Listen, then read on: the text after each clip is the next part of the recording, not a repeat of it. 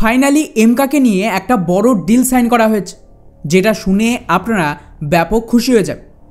Recently aero ইন্ডিয়ায় ভারতের একটা প্রাইভেট কোম্পানি গোদরেজের সাথে এডিএ মানে যারা এই এমকা তৈরি করছে তাদের মধ্যে চুক্তি স্বাক্ষর করেছে, যেখানে এই চুক্তি অনুযায়ী আমাদের এই প্রাইভেট কোম্পানি এখন স্বদেশিভাবেই এমকার জন্য একটা খুবই গুরুত্বপূর্ণ কোম্পানি অ্যাকচুয়েটারের ডেভেলপমেন্ট করে তার ম্যানুফ্যাকচারিং শুরু করবে। আর এটা একটা বড় ডেভেলপ, এবং তার সাথেই এই এয়ারো ইন্ডিয়ায় এটাও ঘোষণা করে দিয়েছে যে কবে এই এমকার প্রথম প্রোটোটাইপ ভারতের আকাশে উড়বে। সবার আগে ডিলের কথা বললে এখানে যে অ্যাকচুয়েটারের কথা বলা হচ্ছে এটা কতটা গুরুত্বপূর্ণ একটা কম্পোনেন্ট তার আইডিয়া আপনি এর থেকেই পেয়ে যাবেন। যদি এই টেকনোলজি না থাকে তাহলে আমাদের এমকা যুদ্ধ বিমান না আমেরিকান F-35 বা রাশিয়ার SU-57 মতন ম্যানুভার করতে পারবে, আর না শত্রুর তরফ থেকে কোনো রকম হামলা করলে তাকে এড়াতে পারবে। কেননা এই ফ্লাইট কন্ট্রোল অ্যাকচুয়েটার এমন একটা যন্ত্র যা বিমানের পাখা বা ফ্ল্যাপস, রুডার, এলিভেটর, অ্যালেরান এই সমস্ত অংশের নড়াচড়া নিয়ন্ত্রণ করে, যেমনটা এই বিমানের ছবিতেও দেখতে পাচ্ছে। এর মাধ্যমেই কিন্তু বিমানের স্পিড নিয়ন্ত্রণ করা থেকে শুরু করে কত উচ্চতায় বিমান উড়বে বা খুব তাড়াতাড়ি এর দিক পরিবর্তন করা এই সমস্ত কাজ হবে। অর্থাৎ এটা ছাড়া বিমান অকেজ। উদাহরণ হিসেবে এই সেম সিস্টেম আমেরিকার F-35 আর F-22তে রয়েছে, যার মাধ্যমে এটা খুব স্পিডে ওড়ার সময় স্টেবল থাকে, আবার এর ওপর আক্রমণ হলে তাড়াতাড়ি রাস্তা পাল্টাতেও সাহায্য করে। আর এই সেম সিস্টেম তেজস বা রাফেলের মতন বিমানে ডগ ফাইটের কাজে আসে। তো এটা গেল এই সিস্টেমের বেসিক কাজ।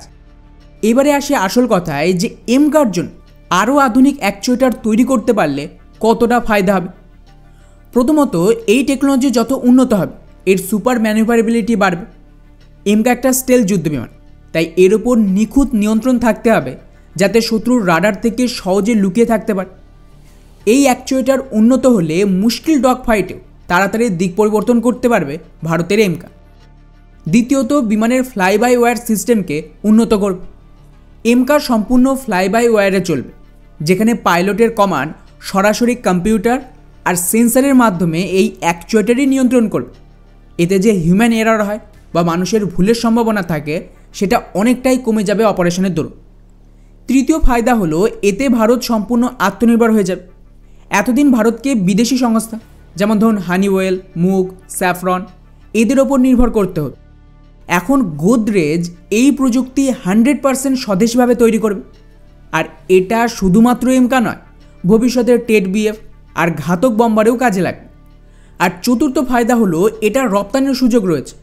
যদি ভারত স্বদেশীভাবে দেশীয় অ্যাকচুয়েটার বানাতে পারে তাহলে অন্য দেশে এক্সপোর্টের সুবিধা, এমনকি নিজস্ব বিমানও বিদেশি কম্পোনেন্ট থাকলে রপ্তানির ক্ষেত্রে আগে ওই দেশের পারমিশন লাগে।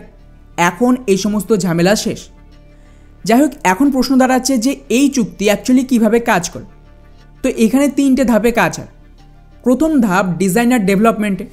তো ভারতের এডিএ এমকার এরোডাইনামিক গঠনের সাথে সামঞ্জস্য রেখে এই ফ্লাইট কন্ট্রোল অ্যাকচুয়েটারের ডিজাইন করেছে। গোদরেজের কাজ হলো এই ডিজাইন অনুযায়ী এর প্রোটোটাইপ তৈরি করা। দ্বিতীয় ধাপ টেস্টিং আর ভ্যালিডেশন।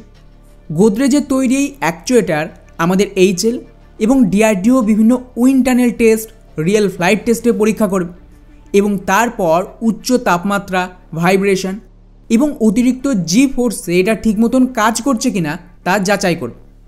এরপর তৃতীয় আর শেষ ধাপ হলো সিরিয়াল প্রোডাকশন আর ইনস্টলেশন, যেখানে বেসিক্যালি এর মাস প্রোডাকশন করে এমকাতে যুক্ত করা হবে।